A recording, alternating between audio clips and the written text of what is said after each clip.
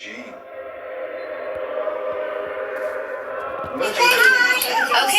ready? 1, 2, 3. We live our lives from the outside in, which means how do we look at the world around us? We use our eyes, our ears, our taste, touch, and smell. We see somebody, you meet somebody. The first thing you're going to react to is their body, is their face, is their appearance, their body language. The physical. You start talking to them, you start realizing there's a personality inside. It's a very interesting person. We share ideas. You start seeing an emotional life they have, intellectual life, a spiritual life. They have vision, they have values, and so on. And you really get to know somebody after a while. You meet them, so you see their face. That's just to distinguish who that is. But how do you look at them? You don't look at their face anymore. You know this person well. You're really speaking to who the whole person. The first time, as I said, you start from the outside and you travel inward. Good friends, at the end of the day, obviously you also relate to the person because that's the only way you can identify them. How do you know it's this person, not another?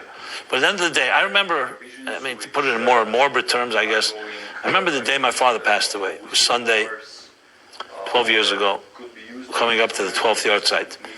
And I remember, seeing him a moment before when he was alive, and then the moment after. And it was like, besides the shock of of death and all that, but it was like, I was thinking to myself, he's the same person, I'm holding his hand, the same face, the person I knew for my whole life, and here, he's physically no longer alive. His body is there, everything that I know, and you start saying, which is the part that you loved, which is the part that you were connected with? The answer is really both. But if you really think about it, you were connected to that, not the body.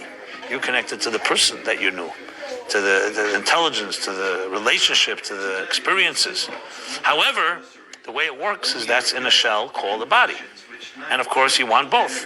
That's a perfect example. Our bodies are sacred beings. Our body is not just some type of box we discard. That's why it's so sacred when a person, God forbid, passes away after 120 years, that you treat them with sanctity. You don't just say, the soul is sacred, and then you throw the body out. No. The body is also sacred, but it's seen as the container for the soul. So I finally got my claim for my car accident. I'm a little bummed. Really? They only offered me 5. Are you wanting to stay more productive at work? Well, cut your